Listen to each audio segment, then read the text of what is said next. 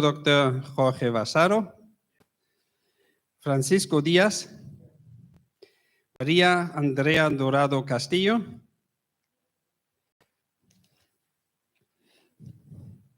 Ricardo Fernández de la Cruz, André Gómez. You won't be here, and you are entrusting whom with this?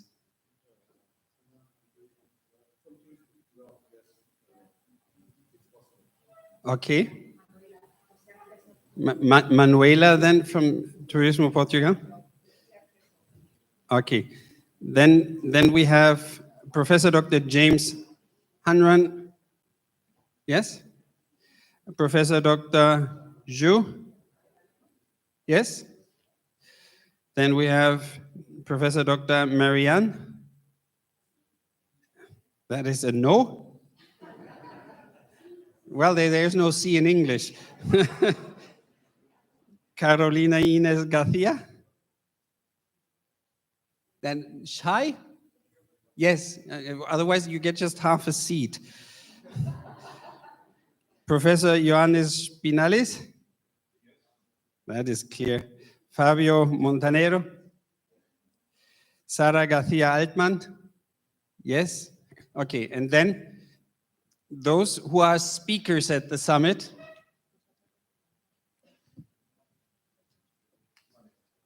Those who are speaker at the summit. Klaus is not here, Manfred is not here, Jafari is not here. Svantje? Svantje is still not here. Jose Juan Lorenzo. Glenn confirms. Eve confirms. Noafisa. Denisha is not here still. Jonathan Postingel either. Maria Fernanda neither. Bettina neither. Jorge neither. Miriam. Nicole Yeomans neither. Leslie neither. Fiona. Yes or no? Shy. Teresa Solis and Monica. Ah, you see, Austrians are not as shy. Good. I think that was the list. Did I miss anybody who is a speaker and was not called? No. Okay.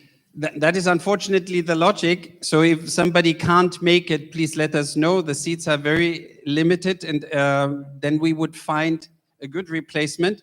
Otherwise, that is for tomorrow. Thanks. We will confirm that back to the authorities. And now we are moving on in the program.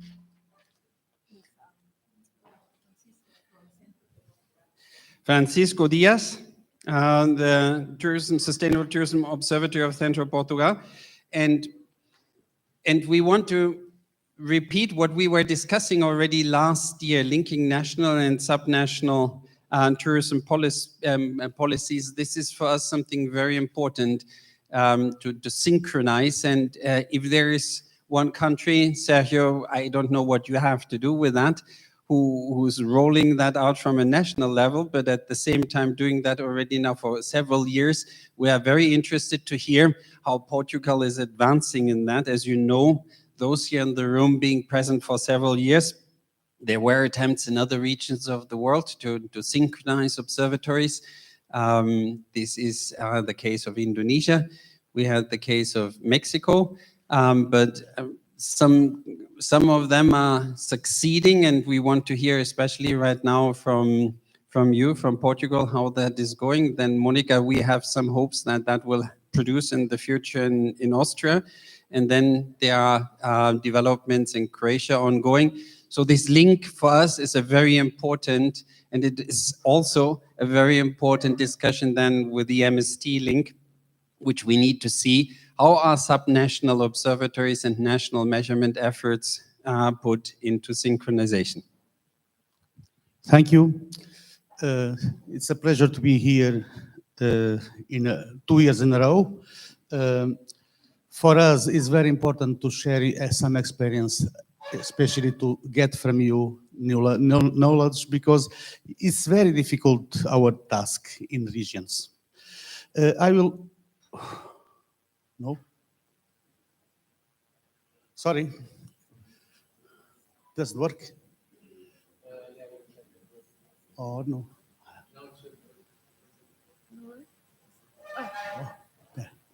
Okay. Uh, my presentation will be short because I noticed 2 days ago that I have to make a presentation here.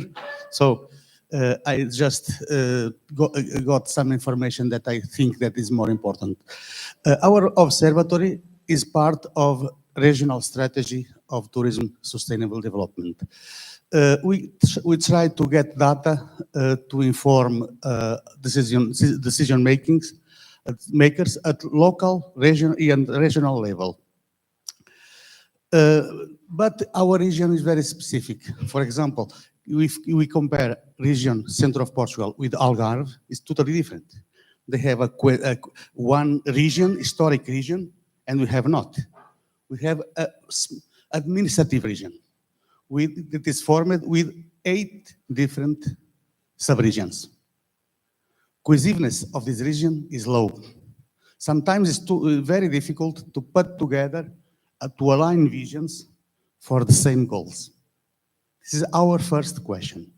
This is the largest region in Portugal, very rich in heritage and tourism niche products, and at the same time, we have no any airport. This is unique region in Portugal without airport. We are in middle from Lisbon and to Porto. As I said, this region is not historical region. Till 2007, it included 27 municipalities. From 2007 to 2013, it enlarged to 57 municipalities. Nowadays, 100 municipalities. So, with this process of enlargement, our problems became bigger and bigger. So, some basic information of Observatory of Central Portugal. By the way, even the name of the region is not help us, because Centro is a geographical difference, not a name for a region. Some of us, a lot of us, translate in marketing message, Center of Portugal. I'm against that. Centro de Portugal is the name we have not to translate. This is a small problem also for marketing and also for identity. So 100 municipalities, but the identity is more local, is more sub-regional. And about the diversity in tourism of this region, we have 60 municipalities that are inland, rural, low density of population, and 40 are coastal and more urban. But these 40 municipalities at coastal, Atlantic coastal, they concentrate 70% of tourism revenue. This is why we have to work more and more to make this region more cohesive, more inclusive, and to be useful for everybody. Regarding the data, we need more disaggregated information about the revenues, costs, net incomes per sub-region and per type of accommodation. We have not this information, but in this region, for example, many tourists come to one sub-region, then they go to another. So, for example, the statistic indicator of length of stay in accommodation, this is the indicator we have, is not good to measure the length of stay in the region, because we have to create a supplementary indicators or correct these indicators that come from accommodation sector to be more informative for us. So, and in the region, in the area of environmental and sociocultural impacts, we till now lack most of the information. 6 years ago, we approved this document. This is the content of this document, where we put our vision, our mission, we define our organizational model, and we identified what kind of primary data we have to collect, and all structure of the observatory. Now I show a little bit about that. This is our model, structural model of observatory. It includes scientific council and business advisor council.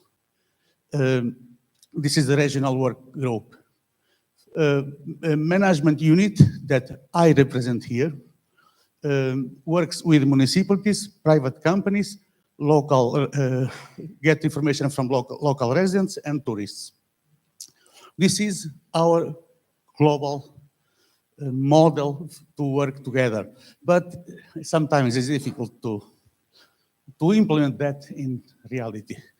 For example, scientific council, it includes researchers from 6 polytechnic institutes and 3 universities. 36 researchers have a meeting, 2 meetings per year, by semester, by semester, 1 meeting. And it's very inclusive. But of course, it's voluntary, and sometimes you have 10, 12 people in these meetings. It's normal. About Business Advisory Council, it includes all associations that you consider pertinent to work with us. It's around 45 associations. Regarding what you are trying to measuring, when we start 6 years ago, we already included all, cover all the areas that INSTO consider important. And also quality of tourist experience, tourism satisfaction. We measure that from the beginning. But it's not easy, as I said. Most of this information you get from secondary data, unfortunately, but we want to get primary data. And we start to raise awareness in the sub-regions, making a lot of meetings with local decision makers. For example, 2 years ago, we organized a set of events, the same concept, but with different people, with different organizers. For example, different colleagues from different polytechnic institutes and universities organized in their institutions. These meetings was a bottom-up process to involve all colleagues, and it worked very well. In the meetings, people agree that it's very important. I'm talking about company managers, owners of enterprise, all consider that information, that primary data is very important. This is very important. And we were very happy with that. And when we start to get data regularly, monthly, the situation became like before. Nothing changed. So nowadays, we are very realistic. We have to change our approach. This is why after that, we decide to make our bet in technology. We try to create a smart destination, use smartness for data gathering. We got funding from European Union, 2.7 million euros for this project. Name is FAST. In Portuguese means tools supporting sustainability of tourism. Not fast in English, very quick. We are creating in this project digital devices to measure water footprint, carbon footprint, and social footprint, social impacts. We are trying to measure. We are creating a platform all in one, including circular economy, impact measurement, and strategy to improve eco-efficient processes in tourism industry. This is the more important part of, this is a short presentation of big project that we are developing. The most important functionalities of our project is to get online data about what all the enterprises are doing every day on circular economy, carbon footprint, water footprint, and social, what kind of impacts, and what kind of strategy to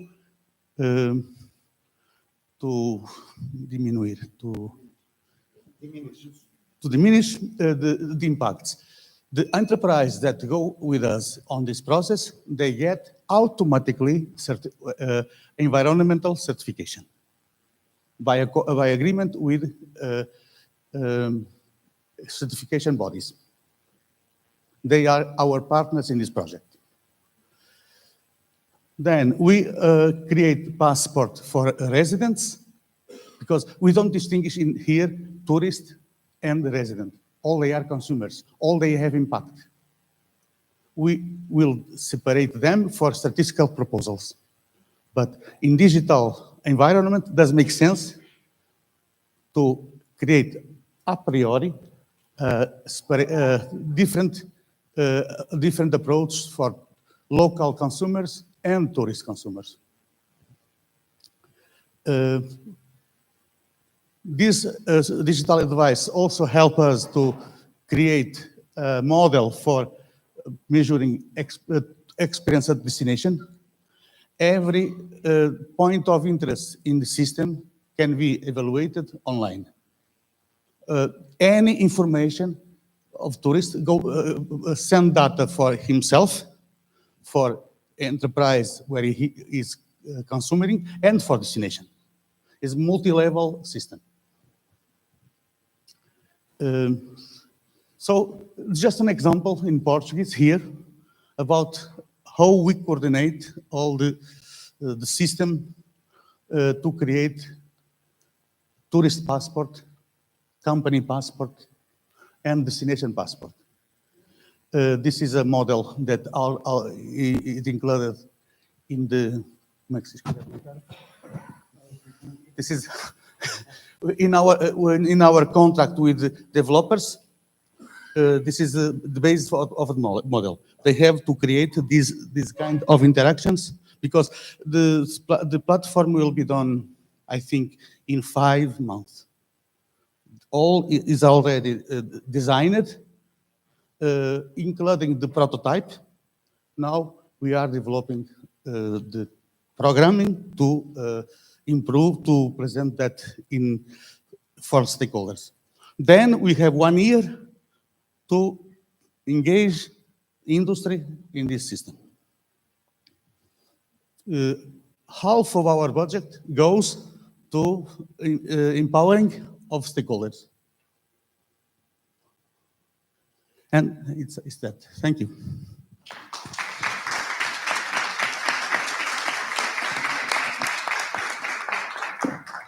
If you have some questions, please.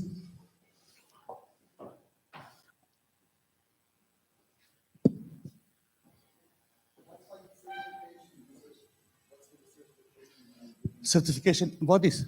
In Portugal, we have two more active certification bodies: Biosphere and the Green Key. Green Key is more for hotel management, and Biosphere is more global, including destinations and hotels and other sectors of tourism. Sorry?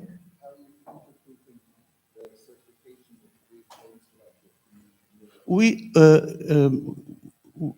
our agreement with companies will be a progressive improvement of many measures, and with follow-up of these certification bodies.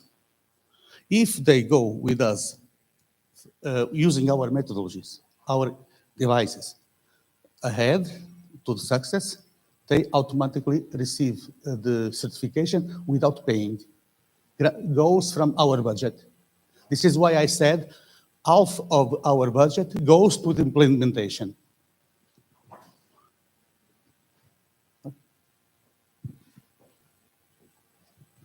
Thank you very much. Sergio, you want to add something from your point of view to this? Yeah, then you want to make that good, because what is for me important is so that we see that not as dislinked, and that we are seeing here the link between subnational and national efforts, and make them clearly and closer. And also, whenever you have the possibility, I encourage you to speak about your experiences with MST. MST, the Measuring Sustainable Tourism Initiative. So we are interested to hear now from the observatories, to what extent have you read that? And to what extent have you made experiments with that? And to what extent are you following the conversation? That is for us a very important experience at the same time, not to dislink, but at the same time to make sure that what you are implementing on the ground, that these experiences are also transported upwards, back to Sergio, from Sergio, then back into our bodies of discussion we had about a week ago, nearly 3 full days at headquarters, a meeting of MST, where some of you were present. Johannes was there, Raul from the Canary Islands was there, presenting over there their observations, their comments, especially related to existing data and implementation. And it's a conversation which I also encourage you right now in the next presentations to consider, and to simply let us know. That's how far we got, that's how far we read, and that is what we have learned. But good, Sergio, if you speak then later on about the link of subnational and national from the national perspective, that is very good. Johannes? Perhaps it would be a good idea to organize a meeting of us, as we have done in last years, on that topic. There will be meetings. Even with the meeting, we're not going to the meetings this year. Future meeting we done as INSTO. Right. Perhaps one of them has to be organized on MST. How we, because there is a discussion. Yeah, well, and I don't think that an online meeting will be enough for that. I think the very first step is here simply, who is reading? I wish to hear that. Who has read is the next question I will ask, and then as from there we can ask questions. But we have to approach that very structured. And as I said at the beginning here of the meeting, we looked at all annual reports submitted. We reviewed the annual reports, which is for us the way how you communicate formally with us. And if some of these annual reports are missing, then I have a problem, because I can't see what you actually have been doing. And that is one of the obligations we have, to communicate here properly.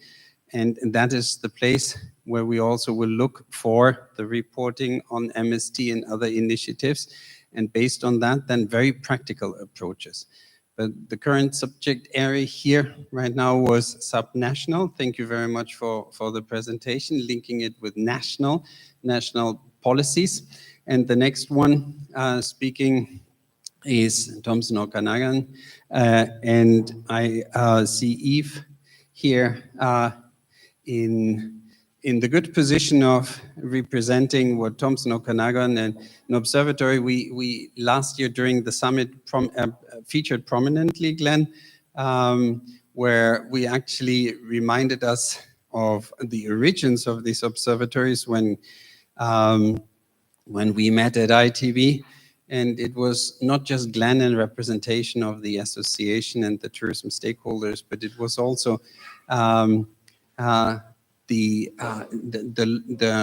best representation we can imagine from the local population, showing already that observatories and indigenous people and local population inclusiveness, that all these things are not new concepts. They are actually lived for a long time.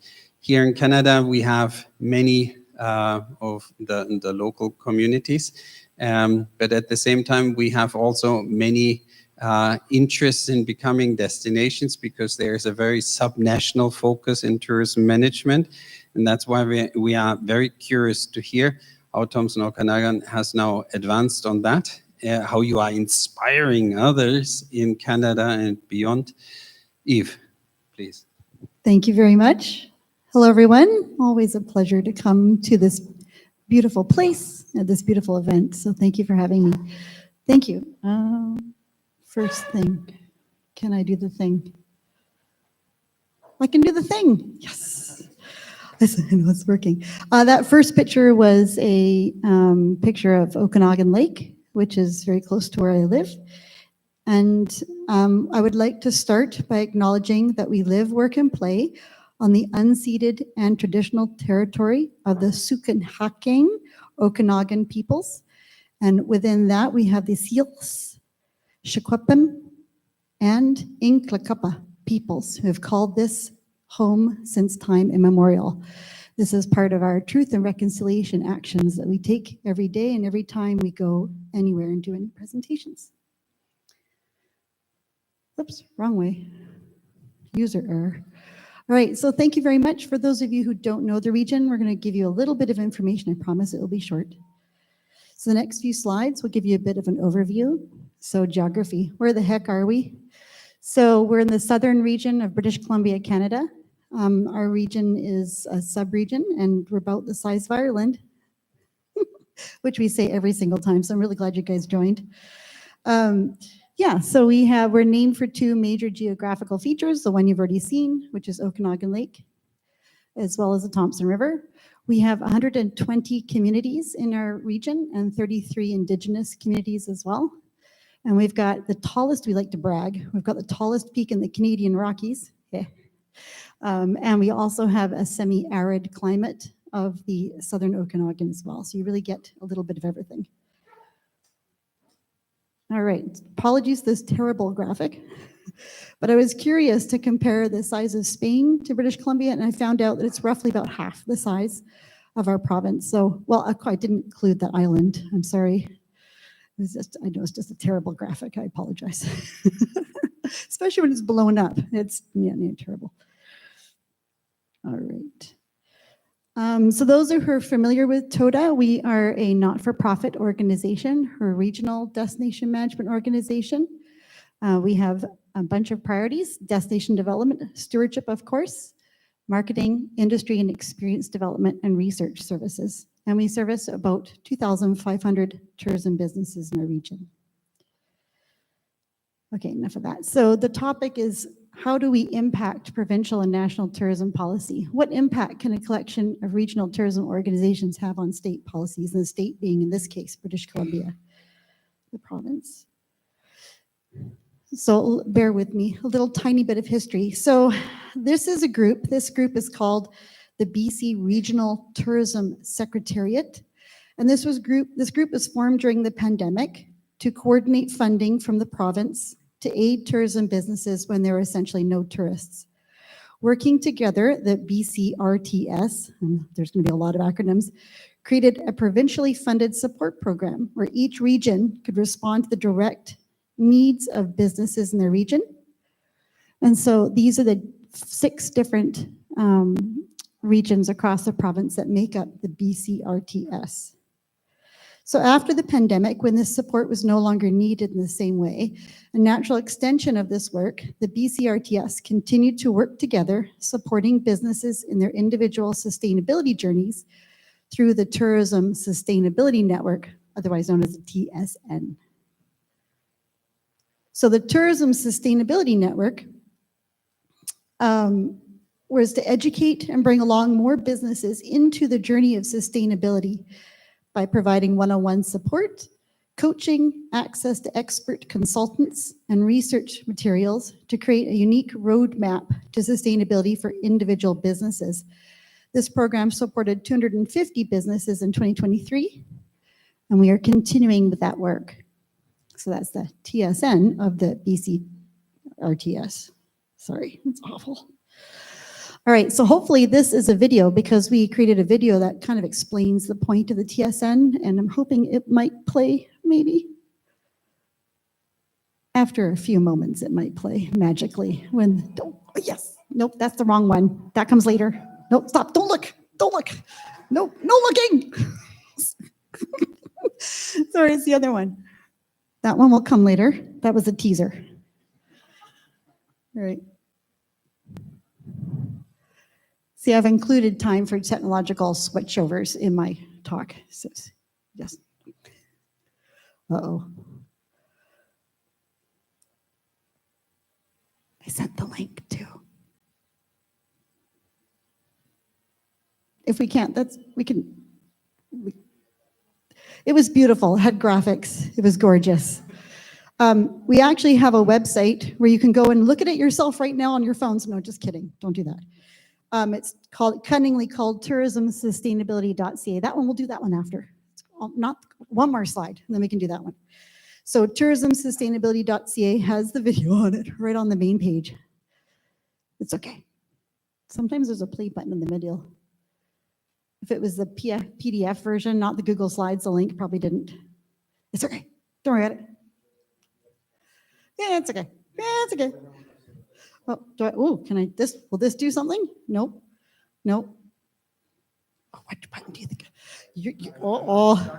They're withdrawing all responsibility from their advice. Okay. Well, that's the website. Yeah.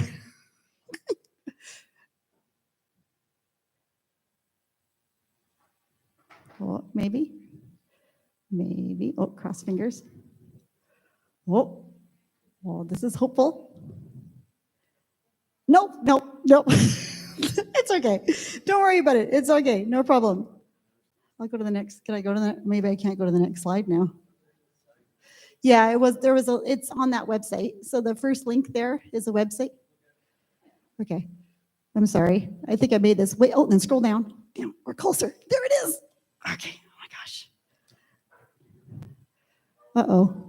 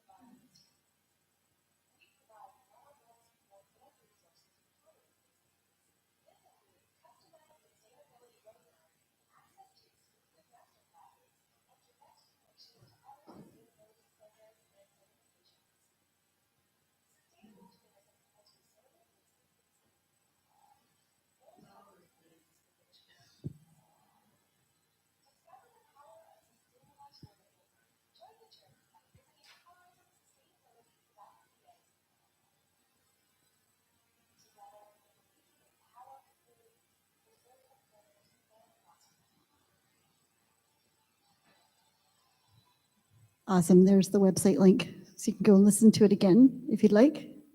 But it had most of the text on the screen. So thank you. Thank you very much. All right. So the TSN, the Tourism Sustainability Network, was this direct service to businesses, helping them on their sustainability journey. And the intention was to help businesses go from they've never thought about sustainability before to having a roadmap or to having a little bit of a playbook for them to move forward on their journey specific to their individual business. It wasn't a template. It was designed with one-on-one coaching. So this was a very successful program. And so we're segueing into how we inspired the state or the province in order to move forward on this. So it drew the attention of the Ministry of Tourism, Arts, Sport and Recreation, which is our federal body. And that led to the formation of the BC Tourism Climate Resilience Initiative, or get this, BCTCRI. I know. And that is held by the Destination British Columbia, so our provincial tourism body. So they thought this program was such a great idea that they actually had it funded, and it's running right now, as one of the main 4 components of the program. So it was very exciting to have the province decide that this is something they wanted to support and move forward officially across the province instead of through the BCRTS. So it was across the province before, but now it's under the administrations of the Destination British Columbia, which is super cool. So there's 4 co-programs. Can I? Oh, yes. Okay, so there's 4 core programs of the BCTCRI. One of them is Project One, which is essentially the Tourism Sustainability Network that we developed between the 5 different regions. Project 2 is microgrants, and this was particularly exciting for me because it funded not just not-for-profit tourism, it also funded for-profits. It's a matching grant that businesses can apply for once they have an expert opinion about their project they want to push forward. So it's not like carte blanche to do whatever. It has to be supported by by professional experts in the areas of sustainability, and it's to impact climate action. So, and then Project 3 is a data framework, which we're also very excited about. See where that's going. And then Project 4 and Community Destination Stewardship, which is about bringing different destinations along as well. So Project 3 and 4 are still in development, but Project 1 and 2, the TSN and the microgrants, is active, and we've got a number of examples of successful microgrant projects, and that is the second video that we already saw was going to work. So that is a case study of one of these successful microgrant applications.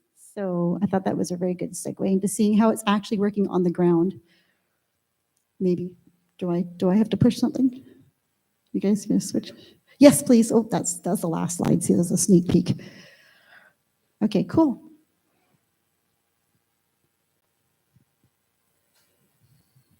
Want to see it again? No. There we are. Yay! Thank you. It's perfect.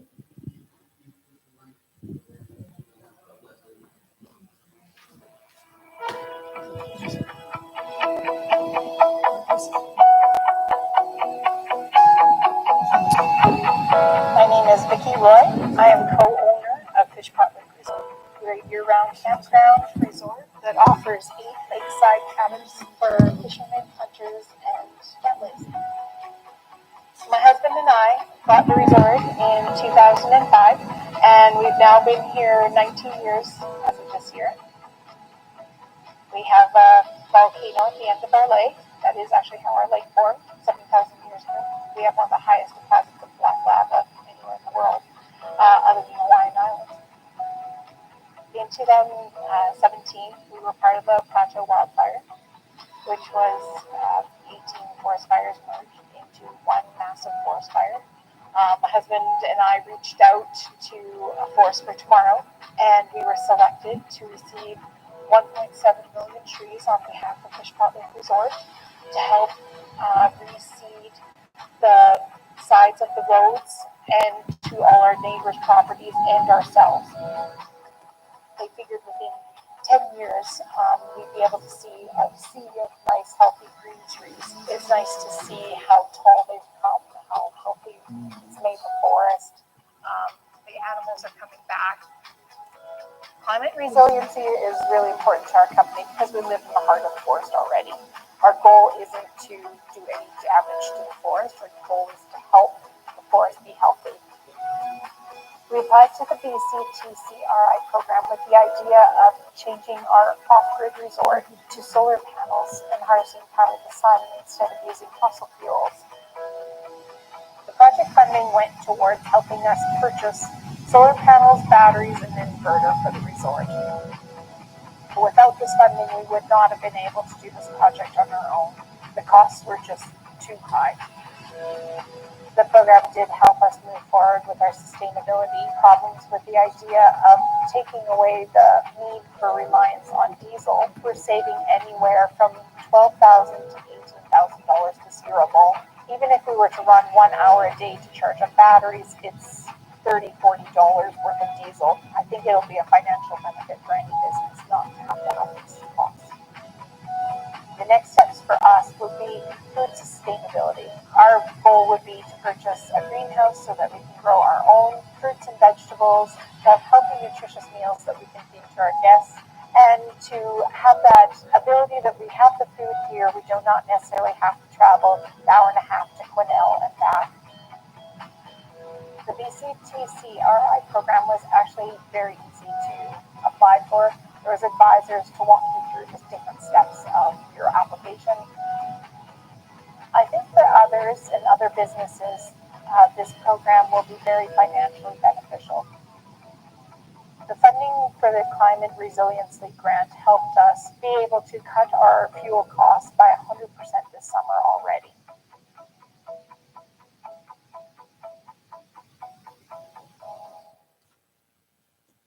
Thank you. Awesome. Thank you very much. That brings me to the end. Whoops. Oh, well, it's okay. If you want to talk to me, you can just talk to me later, but thank you very much. And yeah, that's, if anybody wants to go to that resort, they can just let me know. I can hook you up. Thank you very much.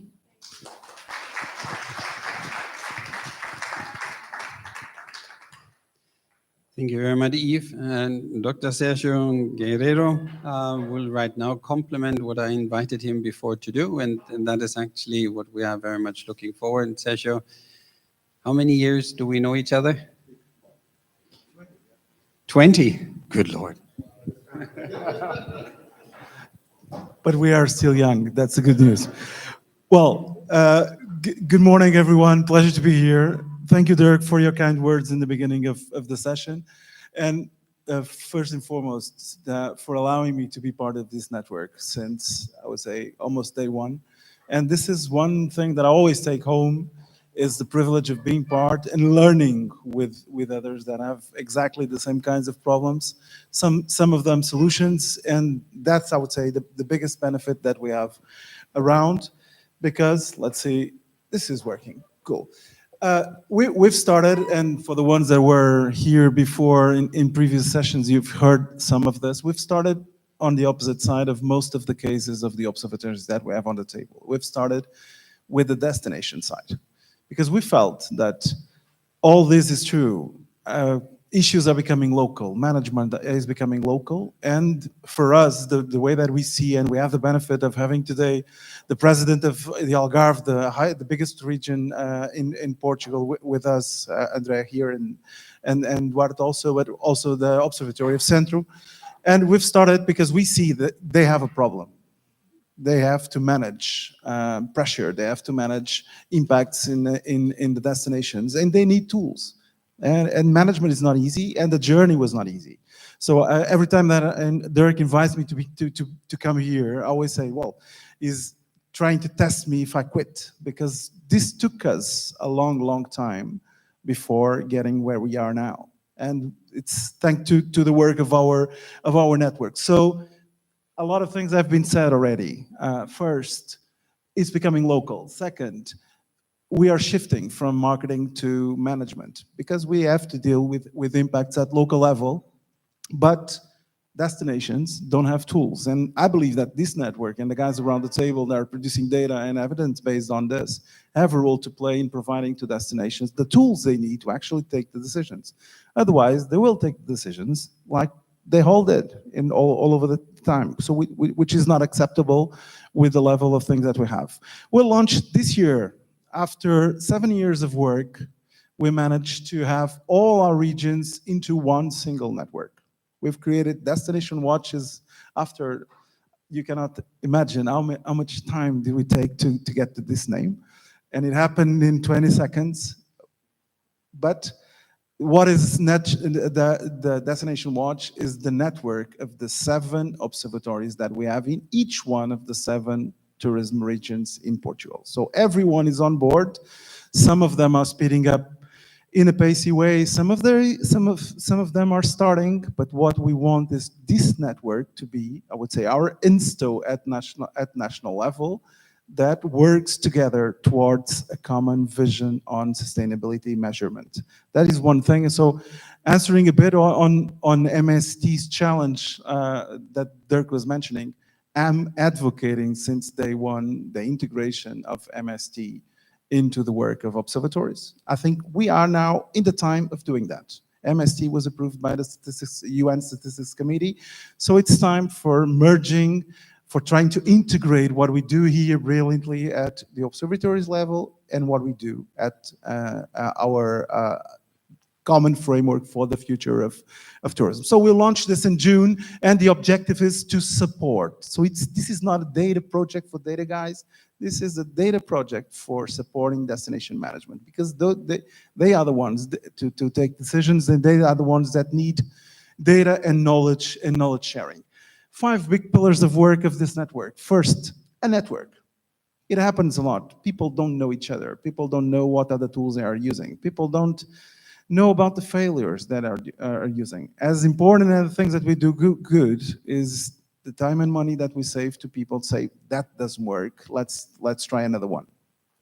The second one is true collaboration, where we had last week a meeting with more than 40 people from the network. So it's starting to grow, and we are also bringing the attention of this topic to universities, because they are the ones responsible for producing knowledge. So we have to invite them to our agenda and not imposing our agenda to them. It's not going to work. For third pillar, monitoring. That's what we've been doing with, I don't know how many frameworks, I don't know how many systems. What we are trying to do is using the marketing funnel strategy, which let's try to agree on what to measure, and let's do it together in the same way. Believe me, it's not an easy one. Last, well, act on. Best practices means how do they act on? How do destinations actually go from numbers to actions? And finally, well, obviously, regional and local focus aligned with the national strategy. So basically, this is what I explained, so it's for further reading, but supporting destination management is actually the purpose of this. And this illustrates a little bit how do we work. So one observatory in each one of our NUTS2 regions. So every region in Portugal has one observatory. The driver is the destination management organization that picks the universities that are going to work with them in a permanent basis. So we have a partnership, a formal partnership with each one of the observatories, basically committing. I think Jorge put it in a very nice way a few minutes ago. If governments change, if politicians change, if bosses change, things have to continue. So observatories have to be sustainable. And we've started here pushing for the INSTO network. And that was a trap for our destination managers, because we invite them to come, because no one wants to leave and no one wants to say they leave. So that is a trap that we put it on the table, and they agreed on that. And then we work like a lab. And what we try to do is one thing that it's not an easy thing, which is integrating all the work that a lot of players are doing into learning, testing, agreeing, and progressing. So we're using one project that we have with the European Commission, funded by the European Commission, that hired OECD. So the first block of our work with the observatories was, okay, let's try to define indicators at regional and local level, aligned with existing data, but also with the frameworks that exist. And that's what we are now putting on the table, and we're going to use MST also as a framework for this. And that was my goal, and I think I can say this in the last UN Tourism Statistics Committee. I actually said it's time for integrating both worlds. So putting all frameworks together, and let's try to find one common path that we all together can move on.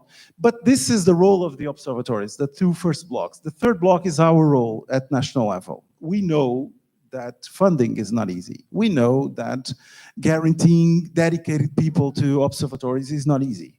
So what we've decided is first, and that is our agenda that we are building now. So first, a common action plan. What are we going to measure in the short term, in a medium term? That is first block of it. Second one, it's not only about the traditional data sources. At local level, there are thousands of new data sources that can be used, that are available, and that are useful for practical decision. This is not just building science. This is actually helping people to take their decisions. Third one is knowledge transfer.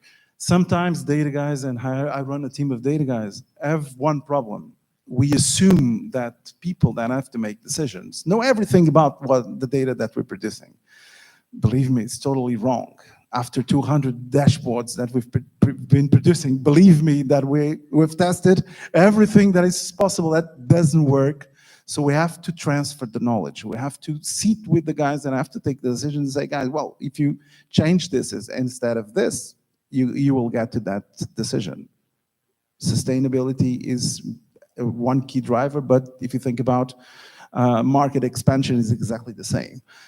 So capacity building also from ourselves, because we need data environment is growing significantly. So we need to actually prepare and train our experts in our observatories to what are the tools that are available, what is the landscape that are available, invite experts to our meetings. That's our action plan for the network, is actually to support them in growing in terms of destination monitoring. And finally, but I think the most important, and I get calls every week on this because it's not ready yet, but it's going to be next month, I promise, is going to be a dedicated funding scheme from our side, the National Tourism Board, to actually support the sustainability of observatories. We know that if we don't give them at least 2 years of funding to start and to speed up their projects, is not going to happen, because otherwise it's because people are passionate and people are trying to promote. So that's what we see the roadmap. So learning and connect, and I believe this network is quite important for us, quite important. We've met so many people with the same kinds of issues and established networks and learning and bringing home solutions to our problems. Then explore, design, and test which are the frameworks that we're going to work, and finally integrate and manage with the destination management organizations to progress. So this is, after 7 years, we reach a network, and I hope next year I can present some of the outputs of the network, but most of all, the feedback that we have from destinations that things are progressing. And that is my email for anything that you need from my side. Thank you very much. Pleasure to be here once again.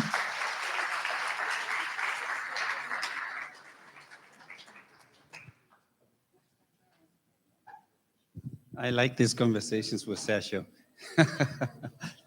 Sergio, thank you very much for bringing regularly to our discussions over here an interpretation of where you currently see the situation and the structuring the next steps. I think you are very privileged being also in the function of OECD's Tourism Committee's chair, and within the different international organizations, especially with a European focus, it is interesting to build also on the previous experiences we had made over there with ETIS, because we know that this was, many of you participated in that exercise or were reading literature about it. Sarah, you looked in your PhD into that. It was a huge effort, a huge enthusiasm, but in the end, very little, which was remaining. So it is about this openly reflected approach and the usefulness which this in the end has to create, and the need to streamline the efforts which are taking place from the data collection then into with harmonized methodologies and then into the policy level. Now, there are not that many of those who are using that then in the discussion, but later on, I wanted to especially point, and Ricardo and our experience in Malaga, the intensities discussion is something I also recommend to consider in that, because whatever we collect as data and publish then as data, if we don't put this if we don't help in the interpretation by making the right context of this information, will lead to totally wrong discussions. And I repeat what I was saying before. Many of you heard me saying that, but even if I'm repeating it, water consumed by residents, water consumed by and tourists in liters, just compared between these two groups, will produce tensions. Is this desired? No, especially if a destination manager knows the water production is not just for these two groups. So when we are producing information, we also have to be doing that. We called it intensities with a view of discussing intensities so that they are politically useful and not only for the tourism sector. This is a strong recommendation I want to make to everybody. I know it's a totally virgin discussion, but as we are right now raising the expectations that our data will allow easier policy making, we should be aware that when we are making this information available and say, yes, that's the information, we also have to know what political processes we are animating. And during the summit tomorrow, you will see a very funny presentation right at the beginning, which I titled "O Tourism to A Tourism," to avoid the discussion of a buzzword. But we in the tourism sector have to be responsible also for steering and preparing the discussions for the future. Yeah, these political discussions. So in that sense, perfect.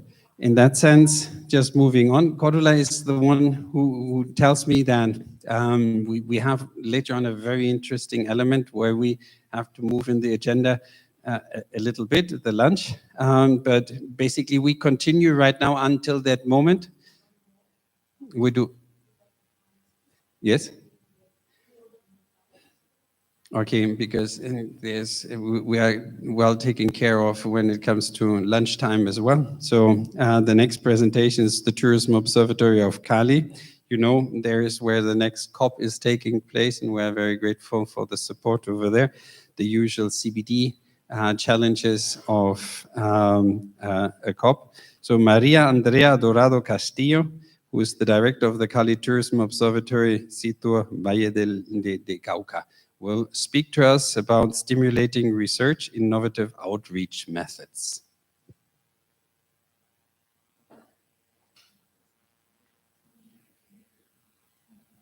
Sin miedo. Dale.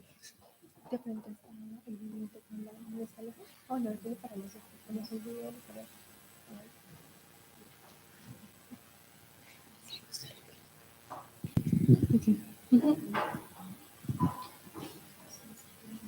We cannot download the second video.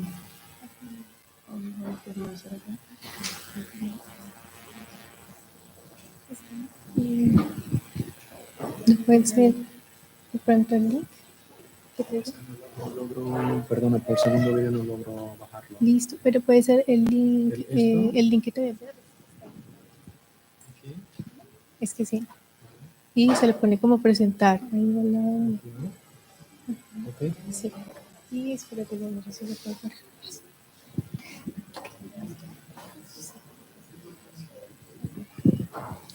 ver. Good afternoon. Thank you very much for this opportunity. Today, we would like to share a bit about the work we are doing at the Cali Tourist Observatory, Sitio Valle del Cauca, We act as the conscience of the tourism sector in Valle del Cauca, generating a historical record to various measurements. This includes profiling the tourists who visit the city, analyzing the supply of tourism companies and the jobs they create, as well as the monthly monitoring of visitors and the evaluation of sustainable tourism among residents and businesses. In addition, as part of our initiatives to promote sustainable tourism, we have collaborated with the Universidad Autónoma in offering courses in sustainable tourism. These courses are aimed to businesses owners in the sector to help them understand in a better way the environmental impact of their activities and to prepare them for sustainability surveys. This initiative seeks to raise awareness and generate knowledge that contributes to the development of more responsible tourism in the region.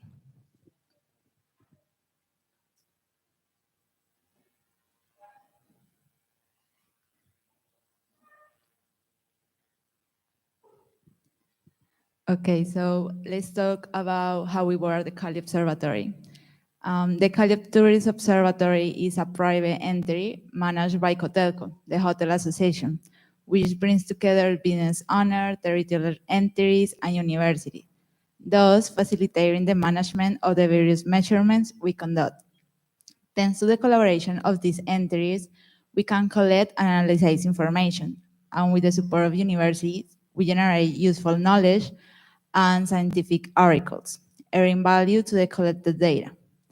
One of our objectives in the near future is to implement big data technology, since the growth of tourism in Cali has generated a significant amount of data, and we seek to make the most out of this information. Also, one of our goals is to add value by turning data into informative stories or videos, because we know that simple charts often don't capture the tourism sector attention. So we want to make our dashboards easy to understand and more interesting. Given the growth we have been witnessing, one of the questions we ask ourselves is whether this growth impacts the development of Cali.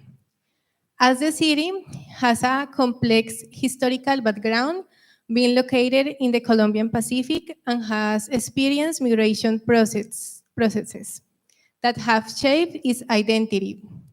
Cali has historically been a crossroad for various cultures, making it a unique destination with a multicultural profile. This tourism growth presents an opportunity for the city to harness this diversity and transfer it into a driver of economics and social development. Along these lines, we have also established collaboration with various universities to share our databases and measurements.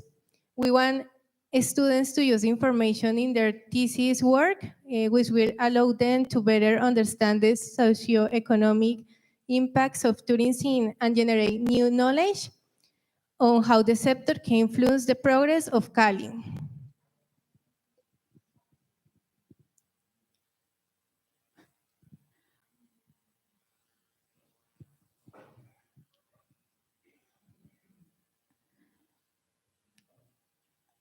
So this is how we see the impact that tourism has had on the development of Cali. Talking about arrivals, the city attracts more national tourists than international ones. However, the number of foreign tourists has increased over the years.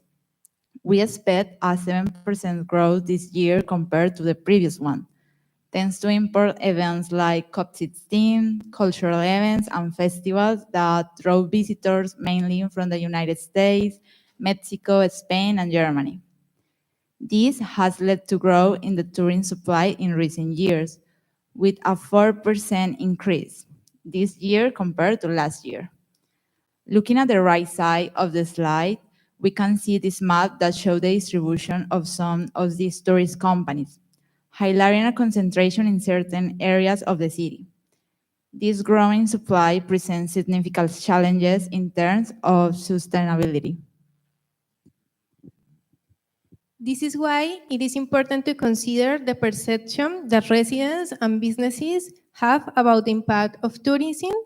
We see that most residents are happy that tourists are coming to the city, and many tourism companies also believe that tourism is a mechanism that helps develop Cali and can also boost their businesses. However, they also recognize that the growth of tourism in the city comes with associated risks, including the construction of buildings in natural areas, child trafficking, waste generation, and air and water pollution. Regarding the perception of businesses owners, we have noticed that many are increasingly interested in adopting sustainable practices. This aligns with the courses and training we have offered on sustainable tourism with the Universidad Autónoma as part of a long-term strategy to strengthen the sustainability of the tourism sector. In line with this, we ask ourselves, are we prepared for sustainable tourism growth? Okay, so to address these questions, we rely on the sustainability assessment carried out this year on tourism companies. It is evident that many of these companies have begun to train staff and implement sustainability programs to achieve saving in energy, water, and reduce solid waste. More than half of the companies are already implementing these programs. However, there is still no established plans to mitigate climate change. Promoting sustainable education is essential to increase corporate commitment. Although many companies have these plans, there is a gap in the adoption of sustainable practices.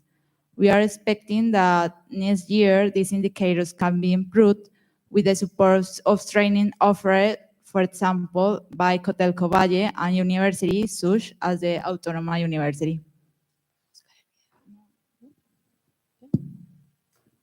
Muchas gracias. We are waiting for you. Thank you so much. I think that was a fantastic presentation. And Kali joined us, joined the network last year. So it was also a pleasure working with Kali. And here I wanted to mention one aspect that I think both of them slightly mentioned, namely Kali, we're talking here Colombia, and they are in a post-conflict situation also where tourism is very consciously used, especially in Cali and via the Cauca. So there's this also aspect always coming in. Thank you so much for a great presentation. Now it's 10 to 1. We go for the break. Yeah, okay. So that we do now, we are going downstairs. We do 2 groups. And then we go for a short walk through to the bodega and to the gardens, very short, 15, 20 minutes. And then we have lunch downstairs. Okay, so we should be back 2:15 at the very latest. So, okay, enjoy the break.